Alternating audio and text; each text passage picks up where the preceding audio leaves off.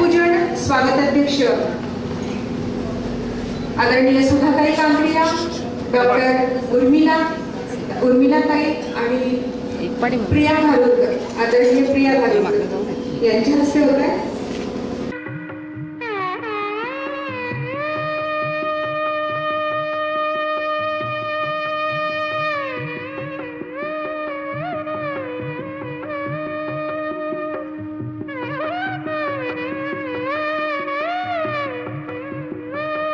मुलीच्या जन्माचं स्वागत म्हणून एका प्राथमिक शिक्षिकेने चालू केलेल्या या वाद्यज्ञाला बघता बघता 17 वर्षे पूर्ण झाली.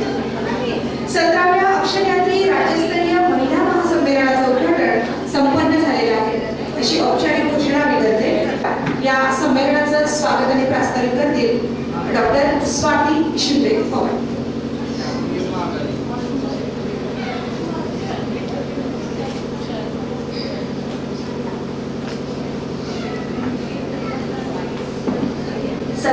अक्षरयात्री महिला महासंमेलनाच्या उद्घाटिका, स्त्री जन्माचे स्वागत करा, चळवळीच्या प्रणेत्या, भरतनाट्यमचा आविष्कार आणि बदलाने त्याला मोहून टाकणाऱ्या व्यक्तिमत्व माननीय डॉक्टर सुधा कामकरिया, अहमदनगर. या संमेलनाच्या संमेलनाध्यक्षा, ज्येष्ठ साहित्यिका, पेशाने डॉक्टर असूनही सर्जरी करता करता ज्या बाईच्या हृदयातून प्रेमाचा आणि ममत्वाचा पाना फुटतो त्या डॉक्टर उर्मिला चाकूरकर. समीक्षण आणि मानवतावादाच्या भूमिकेतून इतरांना न्याय मिळवून देता स्वतःच्या कवितेला आणि पुस्तकांना ददार मिळवून देणारी नव्या पिढीची नायिका म्हणून आम्ही जिच्याकडे पाहतो त्या औरंगाबादच्या प्रमुख पाहुण्या प्रिया धारुरकर आणि स्टेजच्या समोर उपस्थित असणाऱ्या कवी संमेलनाच्या संमेलनाध्यक्ष प्राचार्य डॉक्टर अनुराधा गुरव मॅडम, कथा कथनाच्या सर्वेसर्वा नीलम मानगावे आणि सगळ्याच चळवळींना पाठिंबा देणाऱ्या महाराष्ट्राच्या कानाकोपऱ्यातून उपस्थित राहिलेल्या तुम्हा सर्वांचं मी मनापासून स्वागत करते. डॉक्टर उर्मिला चाकूरकर यांचा सत्कार कर. शब्दसंग्रामी डॉक्टर स्वाती शिंदे पवार यांच्या शुभ हस्ते.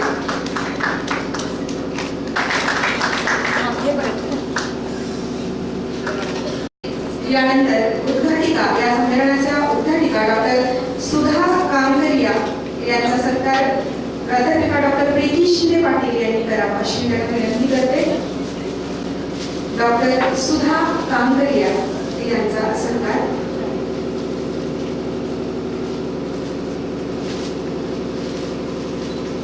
सरपंच जगुताई गवळी आहेत तिथे. प्रिय गोडू लुईस ही पत्रमालिका, प्रार्थना हा कविता संग्रह, तिन्ही सांजा, नयन उत्सव, दृष्टी ही त्यांची गाजलेली पुस्तकं, बेटी नंदी तो बहु कहा से लावते हे नाटक, भरतनाट्यम साठीची साधना करणाऱ्या डॉक्टर सुधा कामकरिया अहमदनगर यांना मी विनंती करते त्यांनी आपलं मनोगत व्यक्त करावं. डॉक्टर सुधाताई. अक्षरयात्री प्रतिष्ठान आयोजित 17वे महिला महासंमेलन साहित्य संमेलन या संमेलनाचं उद्घाटन झालं असं मी जाहीर करते. या संमेलनाच्या सन्माननीय संमेलनाध्यक्षा आदरणीय डॉक्टर उर्मिलाताई, या संमेलनाच्या प्रमुख पाहुण्या आदरणीय धारुरकर मॅडम, या संमेलनाच्या संयोजिका आदरणीय स्वातीताई,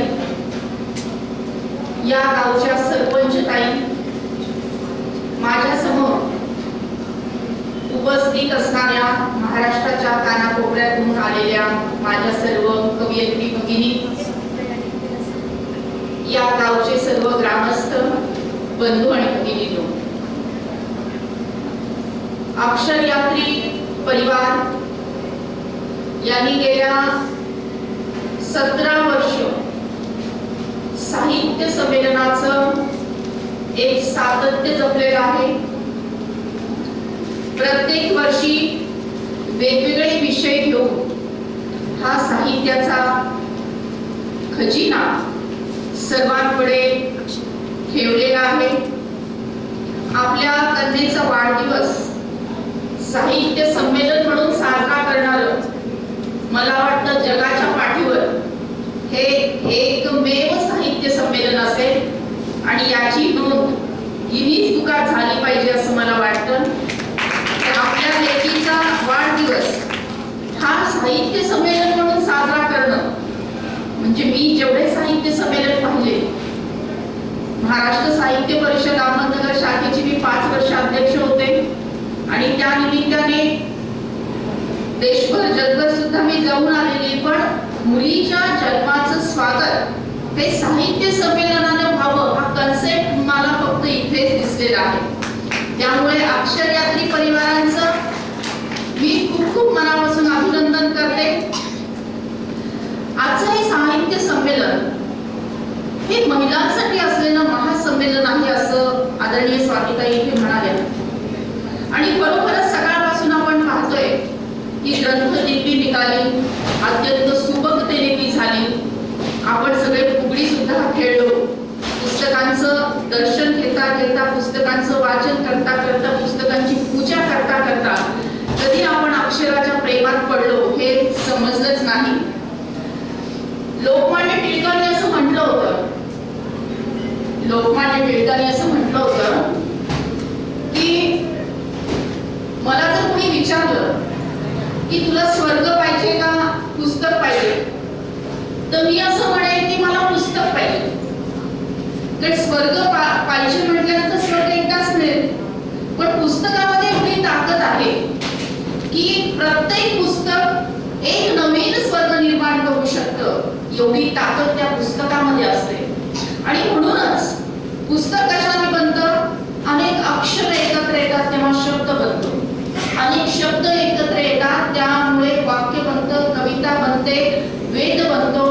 मग त्याच्यामध्ये वेगवेगळ्या भावभावना, मग देशभक्तीची भावना असेल, प्रेमाची भावना असेल, क्रांतिकारी भावना असेल, समाज प्रबोधनाची भावना असेल, या अशा विविध भावभावनांचा आविष्कार या पुस्तकातून होत असतो. असं म्हटलं जातं की वाचन हे एक मंदिर आहे. वाचन हे एक मंदिर आहे, चिंतन त्याचा कळस आहे. वाचन हे एक मंदिर आहे, चिंतन त्याचा कळस आहे. आणि या चिंतनातून अमृत विचार प्रगट होत असतात. जसं समुद्र मंथन झाल्यानंतर अमृत बाहेर आलं, तसं या चिंतनातून अमृत विचार प्रगट होत असतात. आणि या अमृत विचारामध्ये एवढी ताकद असते की ते समाजाचं सकारात्मक परिवर्तन करून जातात. मग आजचा जो ज्वलंत प्रश्न आहे की मुलींची संख्या कमी होणे, स्त्री भ्रूण हत्या वाढणे, त्यामुळे समाजामध्ये अनेक प्रश्न उभे राहणे. स्त्री आज न गर्भामध्ये सुरक्षित आहे, न समाजाच्या मोकळ्या हवेत ती सुरक्षित आहे. सगळीकडे तिचा सुरक्षतेचा प्रश्न हा ऐरणीवर आलेला आहे. दिल्लीचा तो भयानक, विचित्र, विकृत असा प्रसंग, घटना ती घडली आणि आपण सगळेजण खडबडून जागे झालो. सरकार पण जागे झालं. त्या एक समिती त्यांनी स्थापन केली आणि या सगळ्या स्त्रियांवर ज्या अत्याचार होतात आहेत त्या मागचं शोधण्यासाठी, त्या मागचं कारण शोधण्यासाठी समितीने काम केलं, शोध घेतले, अनेक प्रकारचं विचार मंथन केला, अनेक प्रकारच्या चर्चा घडवून आणल्या आणि त्याचा निष्कर्ष असा आलेला आहे की स्त्रियांचा सुरक्षिततेचा प्रश्न जो आज निर्माण झालेला आहे हा बेसिक आणि मुख्य त्याचं कारण आहे स्त्री भ्रूण हत्या. स्त्री भ्रूण हत्या हा मुख्य कारण सांगितलं जातं स्त्रियांच्या असुरक्षिततेचं. गेल्या 30 वर्षापासून ही स्त्री भ्रूण हत्या होऊ नये म्हणून मी काम करते. आता तशी कुठेतरी पॉझिटिव्ह रिझल्ट्स आपल्याला दिसायला लागलेले आहेत आणि अहवाल ऐकला तर तुम्हाला खरोखर म्हणजे धक्का बसेल की ग्रामीण भागात 81% स्त्रियांना दवाखान्यात जाण्याची परवानगी घ्यावी लागते. आपण आजारी पडलो तर सहजतेने शहरामध्ये आपण दवाखान्यात जातो, पण ग्रामीण भागामध्ये 81% स्त्रियांना दवाखान्यात जाण्यासाठी परवानगी घ्यावी लागते. 50% स्त्रिया एकट्या बस रेल्वेतून प्रवास करू शकत नाही. 41% मुलींची इच्छा जाणून न घेता विवाह लावले जातात. 75% स्त्रियांचे घरगुती सामान खरेदी करताना मत घेतले जात नाही. बालविवाहाचं प्रमाण जवळपास 40% आहे आणि बलात्काराच्या घटना घडताना दिसतात. त्यामध्ये बलात्कार करणाऱ्या व्यक्ती ह्या 94% व्यक्ती या परिचित आहेत. त्यांच्या जवळपास जे आहेत. युनिसेफ तर्फे हा वेगवेगळ्या प्रकारे सर्वे करण्यात आला. त्याचा हा रिपोर्ट आहे. त्याच्यामध्ये आणखी एक सर्वे झाला की कौटुंबिक हिंसाचाराच्या अंतर्गत पत्नीला मारणे योग्य आहे का? पत्नीला मारणे योग्य आहे का असा प्रश्न स्त्रियांना आणि पुरुषांना विचारण्यात आला. तर 57% पुरुषांनी सांगितलं की स्त्रियांना मारणे योग्य आहे. यापेक्षा खंत मला अशी वाटते की 53% स्त्रियांनी सांगितलं की स्त्रियांना मारायला हरकत नाही. 53% स्त्रियांनी सांगितलं की स्त्रियांना मारायला हरकत नाही. स्त्री भ्रूण हत्येचा अपघात जर आपण पाहिला तर मागच्या 30 वर्षामध्ये केवळ 30 वर्षामध्ये 3 कोटी चिमुकल्या या गर्भ अवस्थेत मारल्या गेल्या. आईचं उदर ज्याला आपण तीर्थक्षेत्र असं म्हणतो की त्या तीर्थक्षेत्रामध्ये एक जीव उमलतो, उडतो, पाहतो, एक नवीन जीवनसृष्टी निर्माण करून जातो. त्या आईचं उदर जे तीर्थक्षेत्र आहे त्याला स्मशानभूमी करण्याचं महापाप आपल्या आजूबाजूला घडताना दिसतंय. असं म्हटलं जातं एखादा गुन्हा केला, एखादा खून केला, एखादा वाईट ऍक्टिव्हिटी झाली तर काही व्रत करून, काही उपवास करून, काही पश्चाताप करून आपल्याला ते कमी करता येतात. पण सगळ्या शास्त्रामध्ये असं लिहिलेलं आहे की स्त्री भ्रूण हत्येचे जे महापाप आहे कुठल्याही प्रायश्चित्ताने ते कमी होत नाही. 1% कमी होत नाही. आपल्याला ते भोगावंच लागतं. पेराल ते उगवेल हा निसर्गाचा नियम आहे. स्त्री भ्रूण हत्येचं बीज पेरून आज आपण समाजामध्ये स्त्रियांची असुरक्षिततेची आलेली फळं आपण पाहत आहोत. ही जी चिमुकली आहे, जी आईच्या पोटात आहे, जी आईच्या उदरात आहे, ती आपल्या आईला म्हणते की आई तुझं, बाबांचं, आजींचं, आजोबांचं बोलणं काल रात्री ऐकलं मी. आई तुम्ही सगळ्यांनी मिळून ठरवले ना की उद्या मला डॉक्टर काकांकडे घेऊन जायचंय. नको आई, नको असं करू नको गो. मला डॉक्टर काकांकडे घेऊन जाऊ नको का आई. मला डॉक्टर काकांची खूप भीती वाटते ग. ते डॉक्टर काका मोठे शस्त्र घेतील ग. माझ्या डोक्याच्या चिंध्या करून टाकतील ग. एवढीशी नाजूकशी कोमलशी माझे हातपाय आई तोडून टाकतील ग. आणि रक्तबंबाळ झालेला माझा हा देह आई उकड्यावर फेकून देतील. कुत्रे झडप घालतील, तोंडात पकडतील, गल्लीवर फिरवतील ग. आई माझ्या शरीरातलं ठिपकणारं ते रक्त आई तू पाहू शकशील. माझ्या शरीराची झालेली विटंबना आई तुला सहन होईल. नाही आई नाही, तू हे सहन करू शकणार नाही ग. आई असं करू नको ग. मला मारू नको ग. मी कसलाही हट्ट करणार नाही ग. मला लाडू नको, पेढे नको, करंजी नको, पुरणपोळी नको, काही गोडधोड देऊ नकोस ग. काची उरलेली शिळी असलेली भाकरी जरी तू आई मला दिलीस तरी चालेल ग. 2-2, 3-3 दिवस आई मी ते पुरून खाईल ग. नको आई नको, नवीन कपडे नको ग. मला ताईचे जुने असलेले कपडे सुद्धा चालतील ग. पण आई मला जन्म घेऊ दे ग. मला तुझ्या मांडीवर खेळायचं आणि तुझं बोट पकडायचे, बाबांचं बोट पकडायचे, शाळेमध्ये जायचे, खूप शिकायचे ग आई मला. आई तुला असं वाटत नाही का ग की सावित्रीबाई फुलेंचा अंश माझ्यामध्ये असेल? आई तुला असं वाटत नाही का ग की मातृशक्तीचा आविष्कार सांगणारे जिजा माता माझ्या रूपाने येतील? आई तुला असं वाटत नाही का ग की झाशीच्या राणीची क्रांती करण्याची उमेद माझ्यामध्ये असेल? आई मला हे सगळं करायचंय ग. पण कधी तू मला जन्म दिला तरच ना. वेळ नाही गेली अजून हाक देते मी तुला. वेळ नाही गेली अजून राग देते मी तुला, खुडू नको कळी आई, खुडू नको कळी आई, देश घडवायचा आहे मला, देश घडवायचा आहे.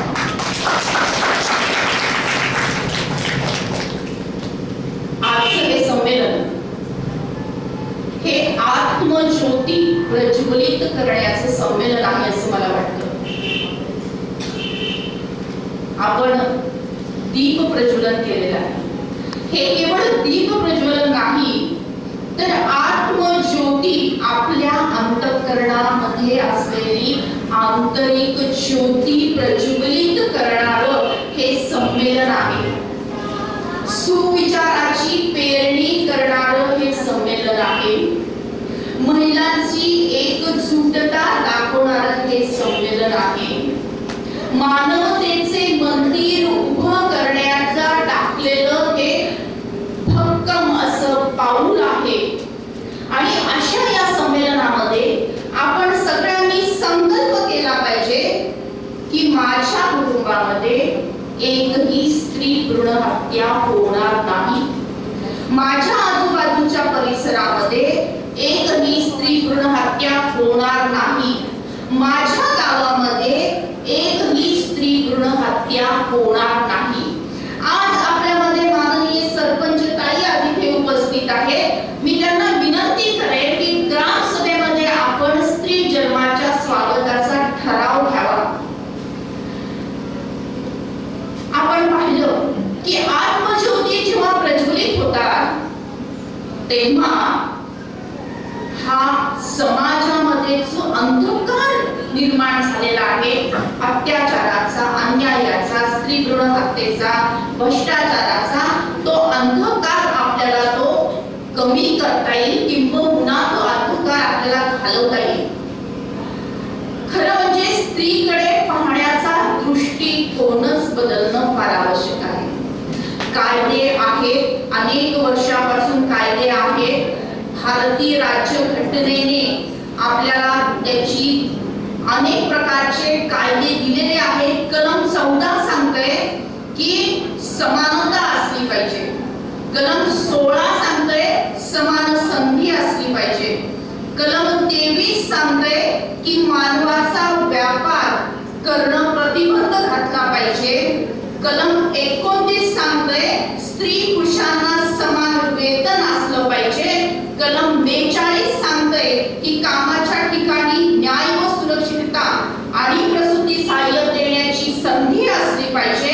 आणि कलम 21 सांगते की स्त्रियांच्या प्रतिष्ठेला हानी पोहोचवणाऱ्या प्रथा बंद झाल्या पाहिजे. मग स्त्रीकडे पाहण्याचा, पुरुषांनी स्त्रीकडे पाहण्याचा दृष्टिकोन बदलणं आवश्यक आहे.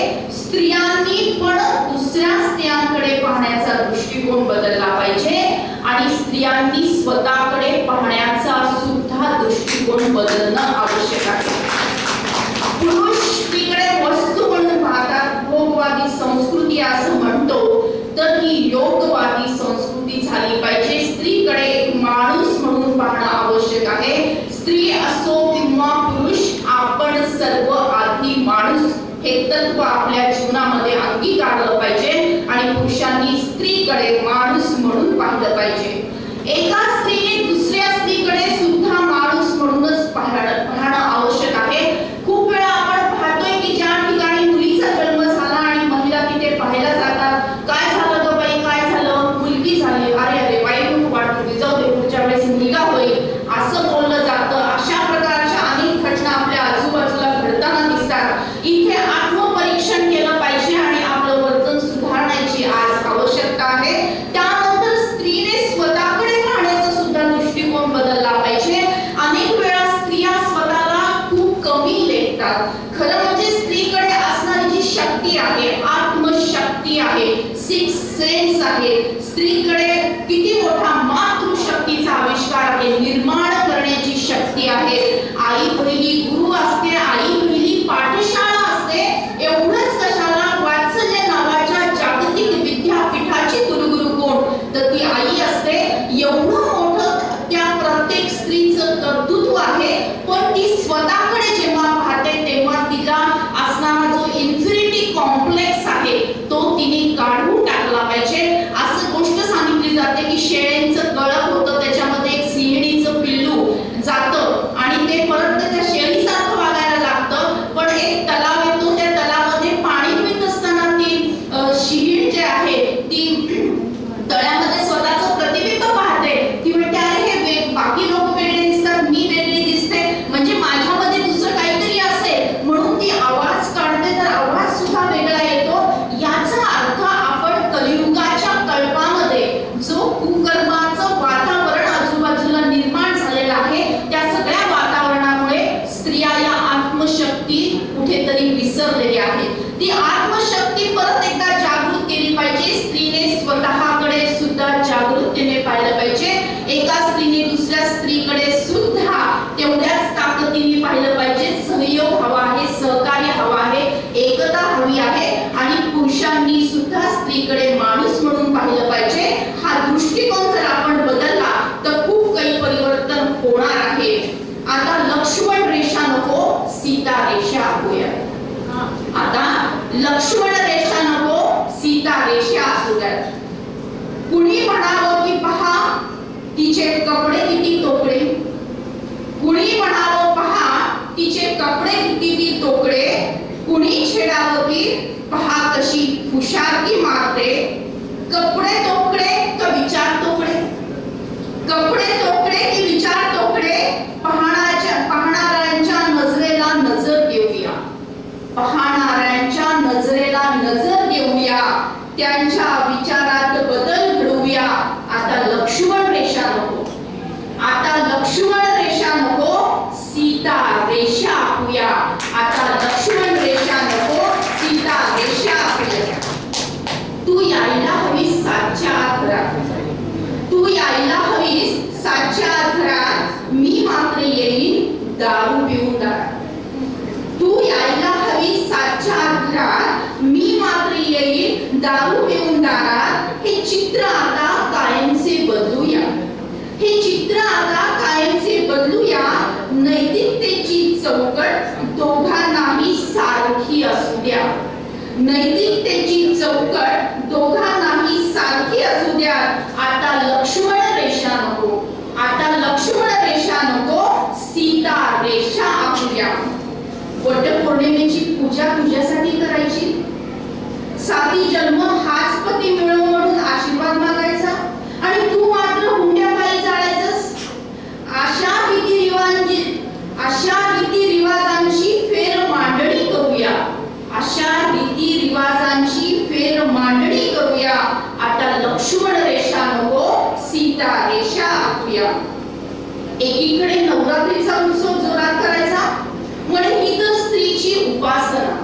एकीकडे नवरात्रीचा उत्सव जोरात करायचा, म्हणजे ही तर स्त्री शक्तीची उपासना, देवीची आराधना, आणि दुसरीकडे मात्र कट रचायचा, गर्भातल्या चिमुकलेला जन्म आधी मारण्याचा. प्रत्येक घरातील प्रत्येक स्त्री आहे खरी स्त्री शक्ती. आता स्त्री जन्माचे स्वागत करूया, प्रत्येक स्त्रीचा आदर सन्मान करूया.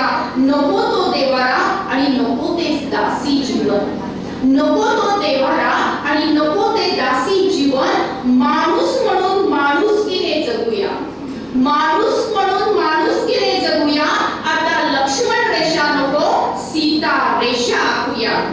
चांगला पती मिळावा म्हणून नवस, चांगला पती मिळावा म्हणून नवस, तो टिकावा म्हणून नवस, तो साती जन्म मिळावा म्हणून नवस, मुलगा भावा म्हणून नवस.